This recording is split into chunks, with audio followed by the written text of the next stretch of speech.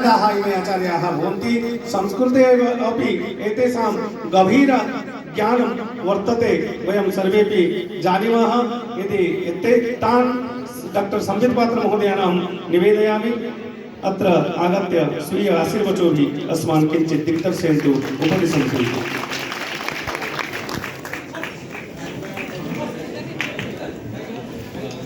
जय जगन्नाथ।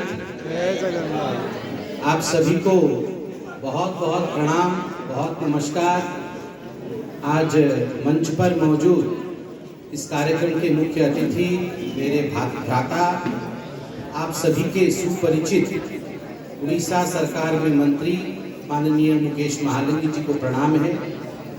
मंच पर उपस्थित प्रोफेसर बनमाली जी, मंच पर उपस्थित आदरणीय मदन मोहन झा साहब, जिनके लिए बहुत तालियां बजी आज, और मंच पर ही जिन्होंने योग के साथ खो खो को भी यहाँ पर लाकर स्थापित किया और यथाशीघ्र हम विश्व स्तर में खो खो में उनके कार्यों को देखेंगे। वैसे आदरणीय महेंद्र त्यागी जी, मंच पर हम सबकी बहन, जिन्होंने अपनी ओजस्वी वाणी से हम सब में ओज भर दिया, एक नया विश्वास भर दिया। वैसे आदरणीय निधि जी, और मंच के सम्मुख जो बहुत गुणी विद्यार्थी, अध्यापक, प्राध्यापक और आचार्य हैं, मैं सभी को नमन करता हूँ। भाषा का अपना एक बहुत बड़ा महत्व होता है। भाषा की अपनी एक परिधि भी होती है। जैसे एक व्यक्ति की परिधि होती है जिसको अंग्रेजी में हम ऑरा कहते हैं। जब भी हम कोई चित्र देखते हैं देवी देवता का, तो उनके मुखमंडल के चारों तरफ एक ऑरा रहता है। ऐसा रहता है मानो उनके मुख के पीछे, उनके शीर्ष के पीछे सूर्य दैदीप्यमान है। उसका अर्थ ये नहीं होता है कि भगवान कृष्ण के पीछे या भगवान राम के पीछे सूर्य लगे हुए हैं। उसका तात्पर्य होता है, उसका अर्थ होता है, ये इतने ज्ञानी, इतने कुशल, इतने नेक, इतने विराट व्यक्तित्व है कि उनका जो आभा मंडल है, उनका जो क्षेत्र है, लोगों को प्रभावित करने का, वो असीम है, वो अनंत है, वो सूर्य समान दैदीप्यमान है और प्रकाशित है। इसको अंग्रेजी में ऑरा कहा जाता है। ठीक उसी प्रकार जैसे व्यक्ति का ऑरा होता है, आभा मंडल होता है, हर स्थूल जीव, सजीव, निर्जीव, हर विषय का आभा मंडल होता है। भाषा की भी अपनी एक आभा मंडल होता है, जिसको वाइब्रेशन कहा जाता है। आप देखिए हर भाषा का, और उस भाषा के प्रयोग में हम किस प्रकार से अपने आप को जोड़ते हैं, उससे उस भाषा के महत्व का पता चलता है। यदि हम सुबह से शाम तक किसी भी भाषा में बात करें और अच्छा अच्छा बोले, तो आप देखिएगा आपके आसपास अच्छा ही होगा। अगर हम सुबह से शाम तक चाहे एक अच्छे भाषा का प्रयोग करें, मगर उसमें अनर्गल बोले, उसमें केवल दूसरों के लिए उपहास करे, दूसरों के लिए गालियों का प्रयोग करे, तो आप देखिएगा आपके चारों तरफ अगर फूल भी खिले हुए हैं तो वो भी मुरझाना शुरू कर देंगे। अगर पशु पक्षी भी हैं जिनको भाषा शायद समझ में नहीं आती है, वो भी आपको दुखी दुखी नजर आएंगे। इसलिए भाषा का अपना एक चैतन्य शक्ति है, और इस भाषा के वाइब्रेशन में, भाषा का जो आभा मंडल होता है, पूरे विश्व में, समग्र ब्रह्मांड में यदि ऐसी कोई भाषा है जिसका सर्वोत्तम आभा मंडल है, उस भाषा का नाम देव भाषा संस्कृत है। तभी उसे देव भाषा कहा गया है। देव भाषा का अर्थ ये नहीं है कि हमसे पहले कोई देवता रहते थे। उसका अर्थ ये नहीं है कि हमसे पहले कोई और प्रजाति रहती थी, या धरती और आसमान के बीच में बादलों में वीणा पकड़ करके, तानपुरा पकड़ करके देवता लोग भाषा संस्कृत में वार्तालाप करते थे। उसका अर्थ ये कदाचित नहीं है। उसका अर्थ है जो लोग ज्ञानी हैं, जो गुणी हैं, जो ध्यानी हैं, वो संस्कृत में वार्तालाप करते हैं, वो संस्कृत का प्रयोग करते हैं। उस भाषा में सर्वाधिक शक्ति है समझाने की। किसी भी विषय को समझाना है तो यदि समझाने की सर्वाधिक शक्ति पूरे ब्रह्मांड में किसी भाषा में है तो वो संस्कृत में है। इसीलिए आज 21वीं शताब्दी में भी, 21st सेंचुरी में भी आपको पता ही होगा, कंप्यूटर जो कि अभी का आविष्कार है, 21वीं शताब्दी का आविष्कार कंप्यूटर है। कंप्यूटर के लिए सबसे सुगम भाषा, जिस भाषा को वो तत्क्षणात समझ लेती है और उसका प्रयोग करने में कंप्यूटर को सबसे आसान होता है, वह है संस्कृत। संस्कृत भाषा कंप्यूटर के लिए सबसे वैज्ञानिक भाषा है। संस्कृत भाषा का प्रयोग कंप्यूटर सबसे उचित तरीके से और सहज तरीके से कर सकती है। अंग्रेजी से भी सहज भाषा कंप्यूटर के लिए संस्कृत है। उसका अर्थ है कि सब कुछ समझाने की क्षमता, सब कुछ बुझाने की क्षमता, सब कुछ जानने की क्षमता इसी भाषा संस्कृत में है। इसलिए जो लोग संस्कृत का अधिक प्रयोग करते हैं वही देवता हैं, कोई अन्य प्रजाति देवता नहीं। आप ही देवता हैं यदि आप संस्कृत का प्रयोग करते हैं, उचित स्वर में करते हैं, उचित तरीके से करते हैं और मानवता को आगे बढ़ाने के लिए, धर्म के स्थापना के लिए करते हैं, तो आप ही देवता हैं। ऐसा कोई ज्ञान नहीं जो भारतवर्ष में संस्कृत के अंदर निहित नहीं है। कोई, किसी ने कहा कि न्यूटन लेटे हुए थे और वैज्ञानिक न्यूटन लेटे हुए उन्होंने देखा कि सेव नीचे गिर रहा है। मन में आया ये सेव नीचे क्यों गिर रहा है, ये सेव ऊपर क्यों नहीं गया? तो उनके मन में आया ग्रेविटी, यह जो शक्ति है जो ऊपर से नीचे की तरफ खींच रही है, इसको अंग्रेजी में उन्होंने ग्रेविटी कहा। और आज समग्र संसार में सभी पाठ्य पुस्तिकाओं में पढ़ाया जाता है कि हु डिस्कवर्ड ग्रेविटी, और हम सब बोलते हैं sir Isaac Newton discovered gravity. गलत, बहुत गलत है।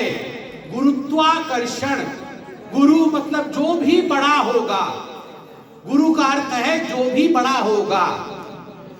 गुरुत्वाकर्षण जो बड़ा होगा वो अपने तरफ आकर्षित करेगा। सूर्य धरती से बड़ा है, सूर्य धरती से बड़ा है, इसलिए सूर्य धरती को अपनी तरफ आकर्षित करेगा। धरती चंद्र से बड़ा है, इसलिए स्वाभाविक रूप से धरती चंद्रमा को आकर्षित करेगा। जो भी बड़ा होगा वो छोटे को आकर्षित करेगा, इसीलिए उसका नाम गुरुत्वाकर्षण है। और गुरुत्वाकर्षण के विषय में हमारे वेदों में बहुत स्पष्ट रूप से लिखा गया है, अनादिकाल से लिखा हुआ है। बड़े स्पष्ट रूप से ऋग्वेद ने कहा है कि सूर्य अपने ग्रहों के साथ ठीक उसी प्रकार का व्यवहार करती है और उनको स्थायी रख के, स्टेबल रख के अपने चारों तरफ उसी प्रकार घुमाती है जैसे कि एक रिंग मास्टर, जैसे कि एक घुड़सवार जो अपने काम में निपुण है और अपने चारों तरफ घोड़ों के लगाम को पकड़ करके घोड़ों को घुमाता है। सूर्य वह व्यक्ति है जो लगाम पकड़ता है घोड़ों का, और घोड़े सूर्य की बात मान करके सूर्य की चारों तरफ गोल गोल गोल गोल घूमते हैं। ये ऋग्वेद में कहा गया है, यह ऋग्वेद में कहा गया है। 5000 से भी अधिक वर्ष पूर्व ऋग्वेद में यह स्थापित किया गया है कि सूर्य की चारों तरफ सारे जो नवग्रह हैं, और नवग्रह कोई आज का विषय नहीं है, नवग्रह की पूजा तो न जाने कब से हो रही है। तो 9 प्लैनेट्स, ये जो 9 प्लैनेट्स की थ्योरी है, इसका जन्म संस्कृत भाषा में और हमारे देवताओं ने, हमारे वेद ने अनादि काल से किया हुआ है। कोई अंग्रेज ने और किसी अंग्रेजी भाषा ने इसे नहीं सीखा। अभी मैं सुन रहा था नासदीय सूत्र के विषय में ये बताया जा रहा था कि किस प्रकार से बिग बैंग थ्योरी और नासदीय सूत्र कि नासदीय सूक्त में बड़े स्पष्ट रूप से नासदीय सूक्त में बताया गया है कि जब कुछ भी नहीं था तब क्या था, जब जल नहीं था, थल नहीं था, नभ नहीं था, तब क्या था, और जब वह भी नहीं था तो उससे पहले क्या था। न इति न इति न इति न इति, ये भी नहीं, ये भी नहीं, ये भी नहीं, ये भी नहीं। तो ये नासदीय सूक्त जो बिग बैंग थ्योरी की तरफ दिखाता है, ठीक उसी प्रकार पुरुष सूक्त भी दिखाता है कि ये ब्रह्मांड किस प्रकार से निर्माण में आया। बहुत स्पष्ट रूप से पुरुष सूक्त हम सब पढ़ते हैं, मगर उसके अर्थ को भी समझना बहुत अनिवार्य है। सहस्त्र शीर्षा पुरुषः सहस्त्राक्ष सहस्त्रपाद स भूमिं विश्वतो वृत्वान् अत्यतिष्ठति दशांगुलम्। सहस्त्र शीर्षा पुरुषः क्या बताया गया है?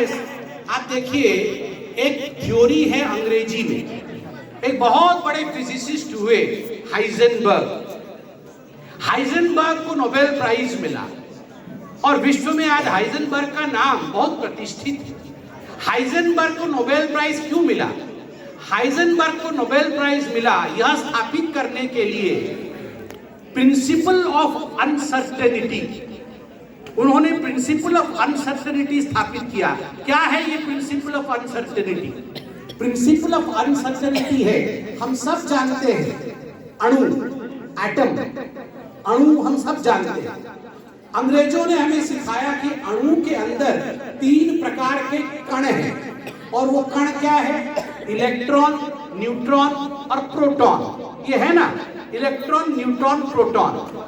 तो यह जो हाइजेनबर्ग है, ये हाइजेनबर्ग ने एक शोध किया, एक एक्सपेरिमेंट किया।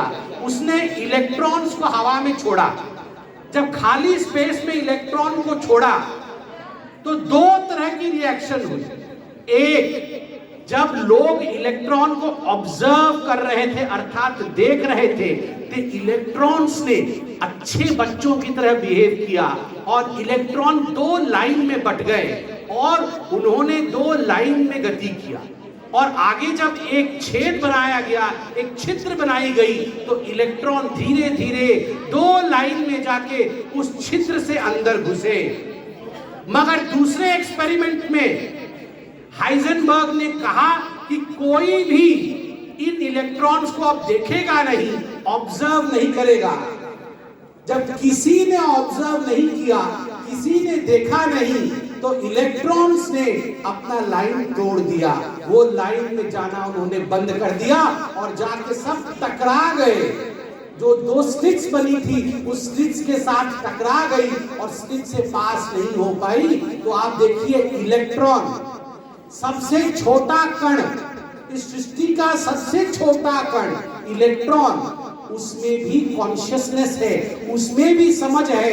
कोई उसे देख रहा है तो वह सीधे लाइन में चलेगा और जहां छिद्र है उस छिद्र से निकल जाएगा, और कोई उसे देख नहीं रहा है तो वो अपने मनमानी तरीके से चलेगा, ठीक वैसे जैसे कक्षा में बच्चे होते हैं।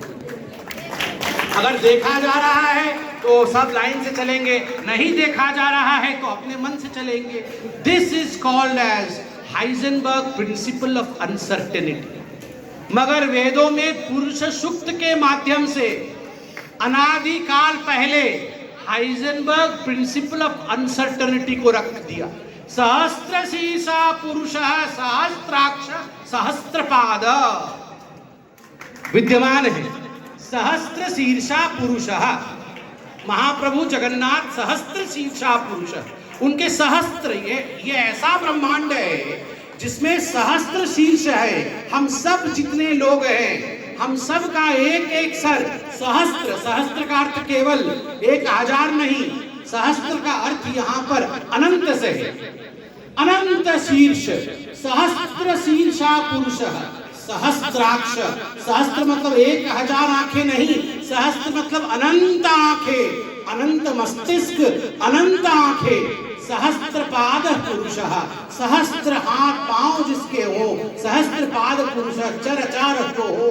इस प्रकार से सहस्त्र आंखें ऑब्जर्व कर रही है, देख रही है, निरीक्षण परीक्षण कर रही है इस ब्रह्मांड का।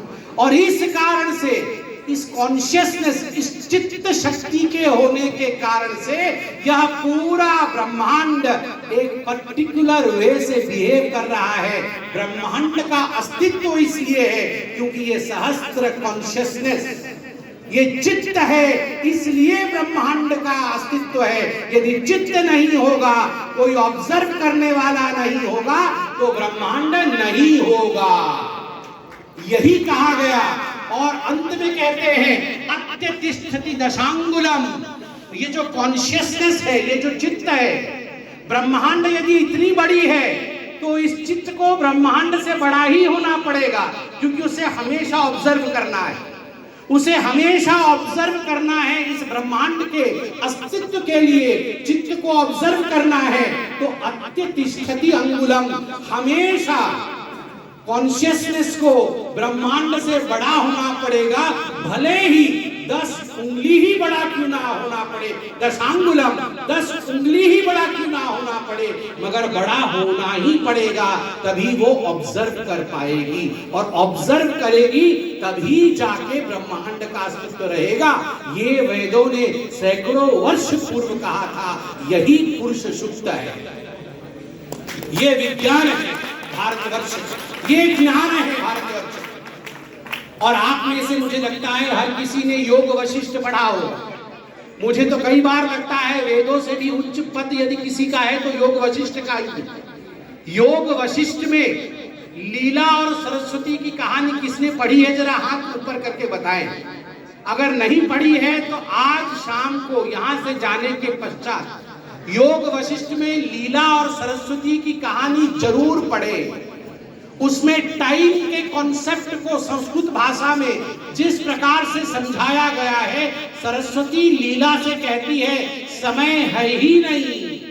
लीला एक बहुत बड़ी महारानी थी, लीला बहुत पतिव्रता थी। उन्होंने तपस्या की थी सरस्वती की कि मेरे पति की कभी मृत्यु ना हो। सरस्वती ने तथास्तु किया था, मगर पति की मृत्यु होती है। मगर मृत्यु होने के पश्चात जब रुद्ध होकर लीला सरस्वती को याद करती है कि माँ तूने तो वरदान दिया था पति की मृत्यु नहीं होगी, तो कैसे मृत्यु हो गई। तब सरस्वती ने उन्हें अपने साथ लेकर दिखाया था कि देख तुम्हारा पति इस ब्रह्मांड में भी है, उस ब्रह्मांड में भी है, उस ब्रह्मांड में भी है। यहाँ राजा है, वहाँ रंग है, वहां पर अभी उसका जन्म होना बाकी है। मल्टीवर्स थ्योरी, ये एक ब्रह्मांड नहीं है, अनंत ब्रह्मांड है, और समय का कोई अस्तित्व नहीं है। अभी 8 मिनट ही बीते हैं, और 8 मिनट के अंदर ये सब कुछ घटित हुआ है। मृत्यु के 8 मिनट के अंदर एक साथ साइमल्टेनियसली ये सब चल रहा है। समय का कोई अस्तित्व नहीं है।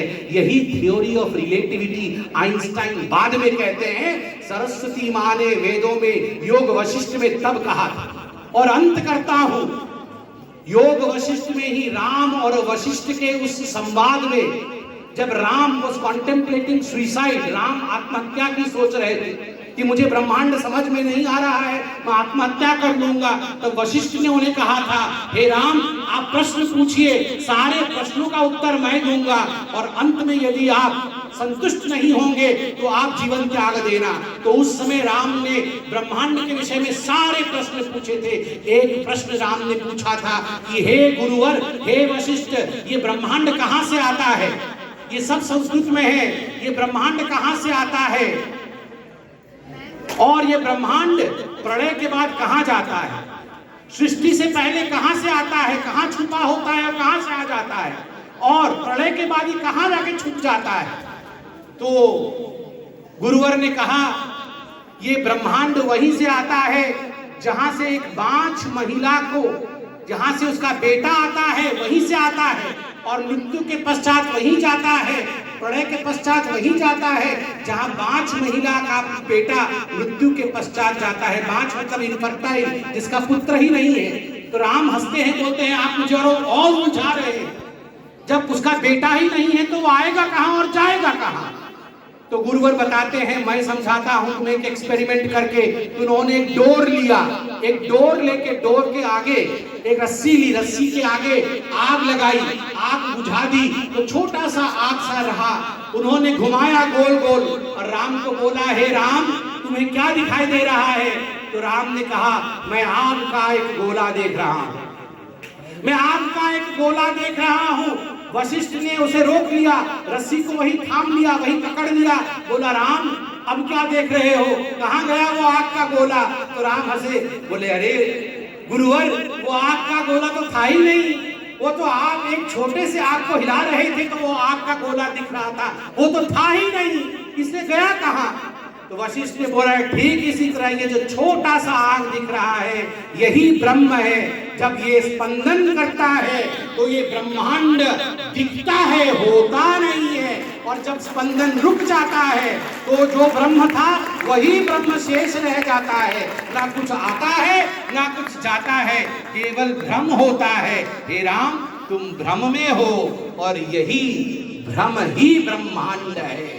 और इस भ्रम की जगत में संस्कृत ने जिस प्रकार से जगत मिथ्या ब्रह्म सत्य यह समझाया है, इसीलिए इसे देव भाषा कहते हैं। देव भाषा में भाग लेने के लिए आए आज सभी देवताओं को मैं पुनः प्रणाम करके अपने वाणी को विराम देता हूं। जय जगत। जय जगन्नाथ। धन्यवादाः डॉक्टर संबित पात्र महोदयः। अत्यंतं सारगर्भितं तत्त्वम् अद्वैत वेदान्तस्य आचार्य शंकरेण यद् प्रतिपादितं वर्तते उपनिषत्सु वर्तते यतो वा इमानि भूतानि जायन्ते येन जातानि जीवन्ति यद् प्रयन्त्यभिशं विशन्ति तद्